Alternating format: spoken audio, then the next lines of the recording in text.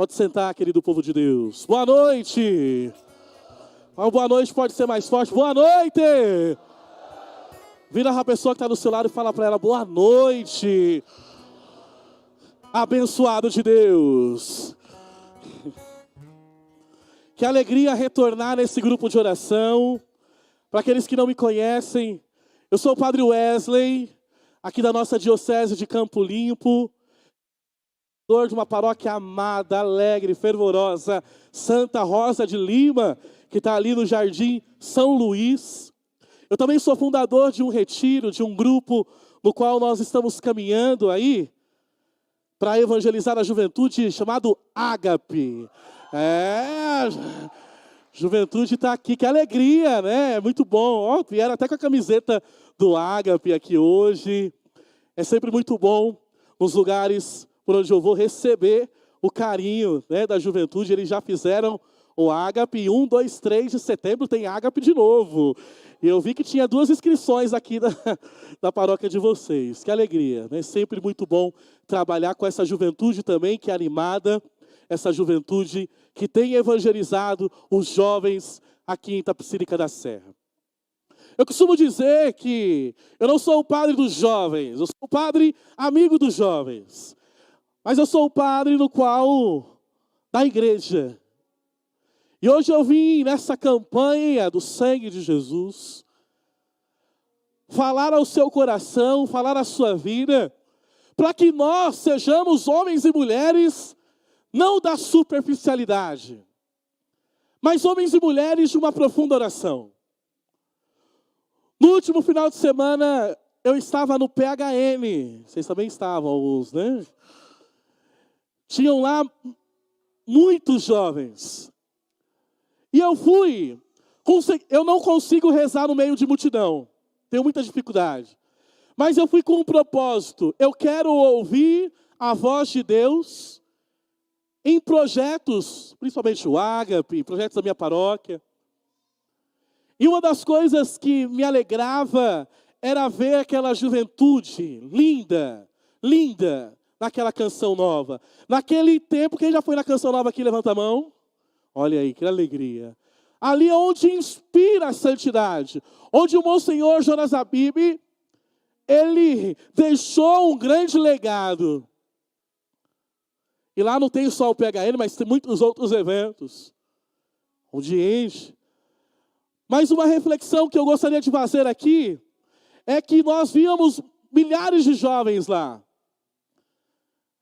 Mas eu vim com a seguinte reflexão. Será que aqueles jovens que estavam no PHN, se fizessem a diferença no Brasil afora, a igreja estava de modo diferente?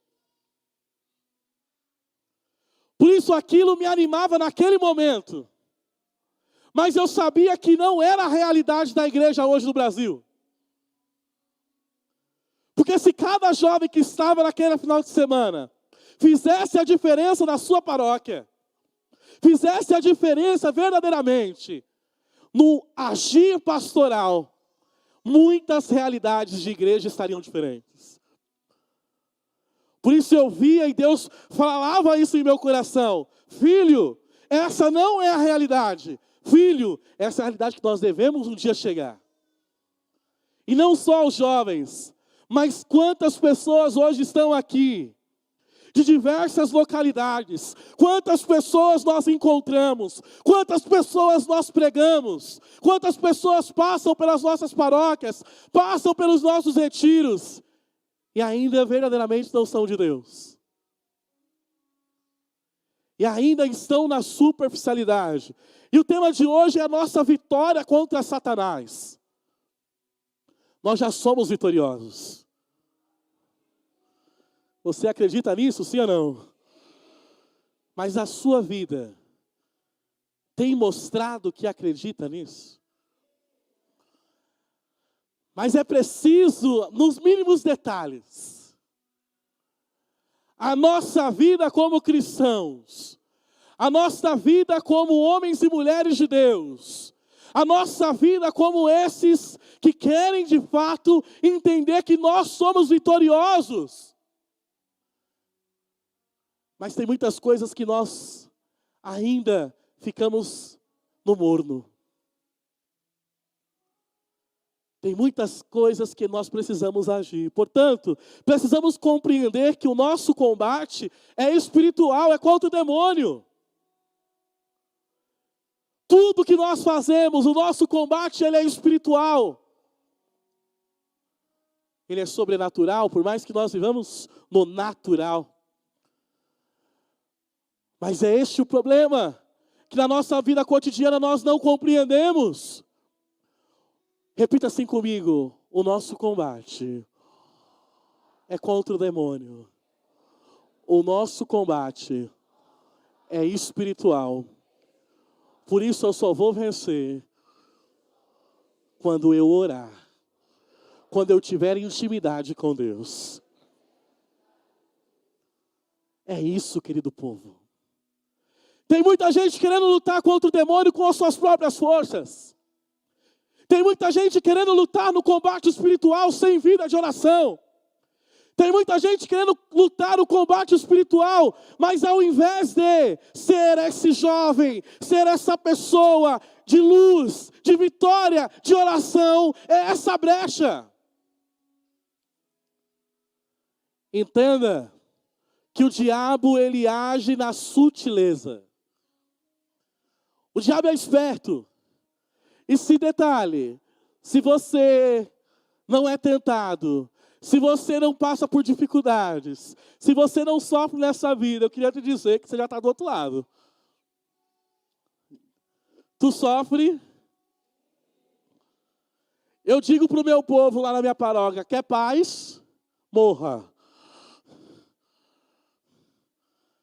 Se você quer paz nessa vida, e aqui tem vários cemitérios, tem o cemitério daqui, tem o IP.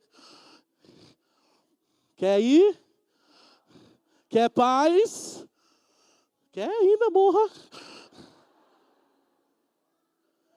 Deus, ela está pedindo. Leva. Eu não acredito no cristianismo fácil. Eu não acredito num cristianismo que seja suave. Eu não acredito no cristianismo que descanse. Eu não acredito no cristianismo morno. Eu acredito no cristianismo que luta constantemente contra as brechas do inimigo na nossa vida. E é aí que nós vamos entender. Pare de querer ser uma igreja morna. Para de querer ser uma igreja devagar. Mas sejamos uma igreja de uma profunda espiritualidade. Mas não uma profunda espiritualidade nos grandes eventos massivos. Por isso que eu dava risada, num bom sentido, de alguns jovens do PHN. Alguns que foram comigo. Nossa, que lindo. E aí porque a gente vive uma fase da igreja que a gente acha tudo muito lindo mesmo. Mas tem um momento que a gente olha a realidade. E a realidade é que falta catequistas. A realidade é que falta servos de Deus. A realidade é que falta gente para limpar a igreja. A realidade é que falta pessoas que entendam o processo de evangelização. Essa é a nossa realidade. Por isso, queridos jovens que estão aqui, que estavam lá, a nossa realidade é essa, não é aquela. Então coloque a mão na massa e faça a diferença, para que um dia a gente faça acontecer aqui na nossa diocese, para que um dia a gente faça acontecer aqui na sua paróquia, para que um dia a gente faça acontecer na sua vida. Isso é para todos nós. A gente vai beber, a gente vai agraciar, a gente vai aprender. Portanto, entenda que Deus é esse Deus que nos move, mas é um Deus que não gosta de gente preguiçosa. Vocês são preguiçosos? Fala a verdade. O padre inventou de fazer crossfit, gente. 6 horas da manhã tá eu na minha academia. Uau, vai! Fiquei o dia todo hoje deitado, cansado. Amanhã eu vou. Existem coisas na nossa caminhada, existem coisas na nossa vida que dependem de nós para agirmos, para ir para frente. Portanto, para de sabotar a tua espiritualidade. Portanto, para de sabotar a tua caminhada. Portanto, para de sabotar o teu grupo. Para de sabotar a tua igreja. E seja uma pessoa viva de oração, porque o demônio foge de pessoas que rezam. O demônio teme em pessoas que oram. E ele fica como um leão a rugir, procurando a quem devorar. Como um leão a rugir, procurando a quem devorar. Portanto, o demônio só vai fazer barulho. O demônio só vai querer, em alguns momentos, tirar a nossa paz. Mas quando nós entendemos que a nossa vida de oração é capaz de o calar, aí a gente vai entender. O mal só vence quando nós damos ibope para ele. Tem situações na nossa vida que a gente não pode dar ibope. Tem situações na nossa caminhada que nós não podemos alimentar. Portanto, o mal, ele só vence. O mal, ele só cresce quando a gente dá ibope. O mal, ele só vence quando nós alimentamos. O mal, ele só vence quando nós não olhamos pela ótica da fé. Quando nós não olhamos pela ótica da fé. Qual é a sua ótica da fé no seu dia a dia? Qual é o teu olhar da fé no teu dia a dia? Em situações que o inimigo coloca para mover a nossa paz e nós não podemos. Tem aquele ditado, não caia na pilha. É isso. Não caia na pilha do inimigo. Não caia na pilha de Satanás. Não caia na pilha deste derrotado e invejoso, desse coração adorador. Quanto tempo nós gastamos na nossa vida de oração? E quanto tempo nós gastamos, muitas vezes, dando ibope para essas situações? Pega a sua Bíblia, abra lá em Apocalipse, capítulo 12. Versículo 11. Apocalipse, capítulo 12, versículo 11. Procure aí, coragem.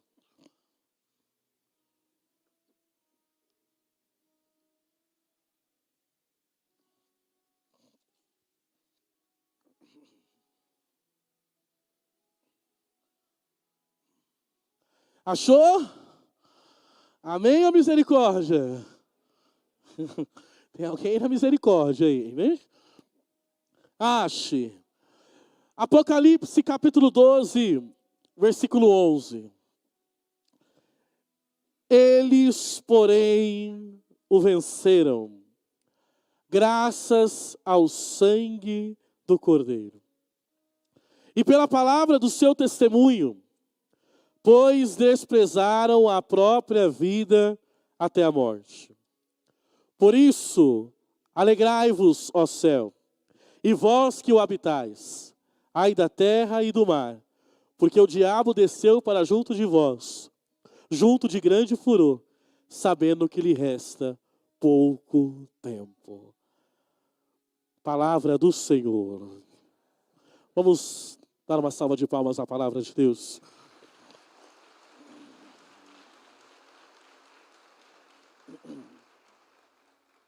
Por isso, alegrai-vos, ó céu, e vós que habitais.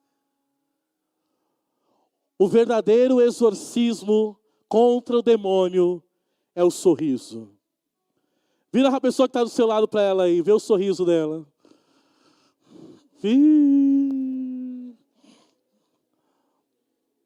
Ela está sorrindo. Olha aquela pergunta para ela, ou você murmura e reclama demais? Se fosse para colocar na balança o quanto nós sorrimos e o quanto nós reclamamos, qual pesaria mais? Vixe.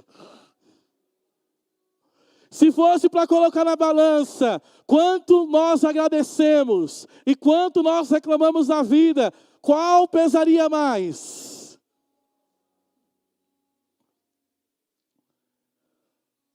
Está vendo que o verdadeiro exorcismo é só a mudança de mentalidade? O verdadeiro exorcismo é quando nós seguramos a nossa língua, quando é para falar mal do outro. Mas aqui não existe isso não, olha a cara de anjo que vocês têm, né? Não existe isso aqui não, pá, Tapicirica da Serra não. Terra de gente santa. Terra de, olha, vou até tirar a imagem de Nossa Senhora dos Prazeres e colocar de vocês.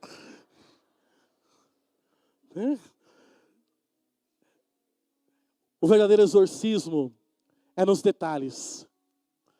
Tem pessoas que perderam a dimensão do detalhe. Por mais que nós vivemos constantemente em encontros com Deus, Deus, Ele fala no detalhe. Deus, Ele fala no cotidiano. Deus, Ele fala no dia a dia. Às vezes eu estou em casa, sozinho. Em algum detalhe Deus fala comigo.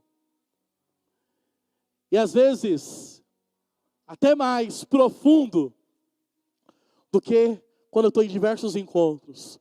Porque a vida de oração, ela se faz no cotidiano. O amor a Deus, nós correspondemos a Ele, é no cotidiano. Então nós só vamos vencer as obras satânicas. Nós só vamos vencer as obras do mal quando a gente entender que Deus, Ele se mexe, Ele se estabelece, Ele se comunica no cotidiano da nossa vida. Portanto, é no sangue de Jesus. E o sangue de Jesus, querido povo de Deus, quando nós somos pessoas que comungamos, quando nós somos pessoas que amamos a Eucaristia, quando nós somos pessoas que amamos o sacramento, quando nós somos pessoas que amamos a igreja, quando nós somos pessoas que não só amamos a Deus, mas amamos o outro, mesmo na miséria, mesmo na precariedade. Porque às vezes o demônio vence nas intrigas da vida.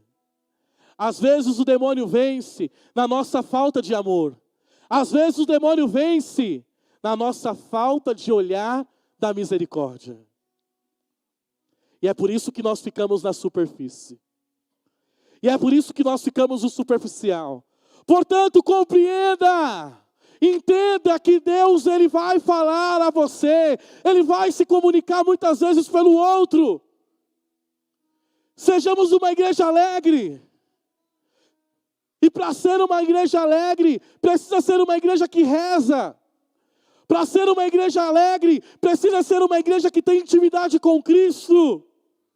Para de querer viver uma vida no cristianismo sem o Cristo. Para de querer viver uma vida em Deus sem Deus. Para de querer viver uma vida de servo de Deus sem esse Deus. Para de querer viver a obra sem o dono da obra. É essa mentalidade que a gente precisa mudar. A mentalidade do amor que precisa adentrar. A mentalidade da misericórdia que precisa adentrar. A mentalidade da reconciliação que precisa adentrar. E aí nós vamos percebendo situações de resiliência. Ontem eu tive uma reunião com a comissão do Ágape. E teve uma das jovens que faz parte da comissão do Ágape que estava tendo uma dificuldade em casa, com o pai e com a família.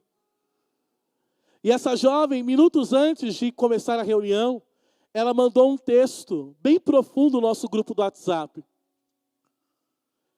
Gente, eu estou passando por essa dificuldade. E começou, destrinchar a dificuldade dela. Mas sabe qual que era a diferença do texto? Em nenhum momento você via uma murmúria. Em nenhum momento você via uma lamentação. E ela, diante daquele texto, ela tinha a oportunidade de dizer: não vou conseguir ir na reunião hoje. E a gente não poderia dizer, nem o padre, não, você vai, não. Ela tinha todos os motivos para faltar na reunião. E ela foi lá e disse: eu vou dar um jeito aqui, estarei na reunião. E aí, são nesses momentos, detalhes, que Deus conforta o meu coração, no ministério com a juventude, de que é possível formar servos de Deus de resiliência. É possível formar servos de Deus que mesmo nas dificuldades, que mesmo na perseguição continue. Porque às vezes tem servo de Deus que olha o frio que está, minha gente. Perfeito para estar na Netflix hoje. Perfeitinho. Para estar em casa, eu poderia estar lá. A vida ela é feita de escolhas. A vida ela é feita de se alimentar. Portanto, sabe como que nós vamos vencer o combate do mal? Na alegria, no sorriso. Falta igreja, falta pessoas dentro da igreja que estejam sorrindo. Às vezes nós vamos cansados. Sabe como nós vamos vencer o mal? Na comunhão. Se nós não estamos em comunhão, se nós não estabelecemos comunhão, nós não estamos na igreja. Tem pessoas que querem viver a sua espiritualidade só. Tem pessoas que querem viver a sua experiência com Deus só. E não será isolado, e não será isolada que irá crescer. Eu estou cansado de perder servos e servas de Deus pela opção de se isolar. Não se isole. Nós vamos vencer o mal na obediência. Nós vamos vencer o mal nos sacramentos. Isso vai nos levar a vencer o mal. E a Eucaristia que nós comungamos, o sangue que nós comungamos, precisa transformar aquilo que nós somos. Quem crê na Igreja Católica aqui, diga: eu creio. Quem crê nos sacramentos aqui, diga: eu creio. Quem crê na Eucaristia, diga: eu creio. Mas aquilo que você crê já transformou aquilo que você é? Aquilo que você professa já transformou aquilo que você é na sua vida? Aquilo que você proclama, aquilo que você reza, já transformou as suas atitudes? Aquilo que você reza, já transformou a sua mentalidade? Porque se não transformou a sua mentalidade, se não transformou aquilo que você é, se não transformou a tua vida de oração, nós estamos vivendo na hipocrisia. Nós estamos perdendo o nosso tempo. Nós estamos esquentando o banco. E a igreja precisa de pessoas pau para toda obra. A igreja precisa de pessoas disponíveis. A igreja precisa de pessoas compromissadas. A igreja precisa de pessoas que olhem para o lado da evangelização. Porque senão, nós vamos deixar o caminho. Qual foi o problema de Judas? Porque Judas traiu Jesus. Judas traiu Jesus porque ele perdeu o foco. Eu tenho uma capela na minha casa e todos os dias quando eu vou dormir, eu vou lá e dou um beijo no sacrário. E às vezes eu me pergunto, esse beijo que eu estou dando é de um servo fiel a Deus ou um beijo de Judas? Todos os dias eu faço essa pergunta a mim. A palavra que você prega por aí afora, o beijo que você dá a Jesus, é um beijo de um servo fiel, de fidelidade, ou novamente é o beijo que ele recebeu de Judas? Judas perdeu o foco. Judas perdeu todo o sentido. Portanto, não sejamos pessoas que percam o sentido. Amém, querido povo de Deus? Fica de pé. Coloca a mão no seu coração. E vamos nos preparar para adorar Jesus. Esse Jesus que vai passar em nosso meio. Esse Jesus que vai passar aqui. Esse Jesus que nos transforma. Esse Jesus que nos guia. Esse Jesus que vai mover a nossa vida. Nós só vamos vencer o mal a partir do momento que nós sermos pessoas de comunhão. A partir do momento que nós sermos pessoas alegres. A partir do momento que nós sejamos pessoas de sorriso. A partir do momento que nós sejamos pessoas obedientes. A partir do momento que nós sejamos pessoas dos sacramentos. Permita que aquilo que você crê, permita que aquilo que você professa, permita que aquilo que você é, transforme aquilo no seu coração. Deus precisa forjar o nosso coração, querido povo de Deus. Deus precisa forjar o nosso coração, querida juventude. Forjar o nosso ser, mesmo na dor. Se você não quer sofrer, não é na igreja que você vai permanecer. Se você não quer chorar, não é aqui. Porque nós vamos ser homens e mulheres que mesmo na pancada, que mesmo na dor, que mesmo no sofrimento, vamos permanecer fiéis ao caminho de Deus. Vamos adorar o Senhor Jesus.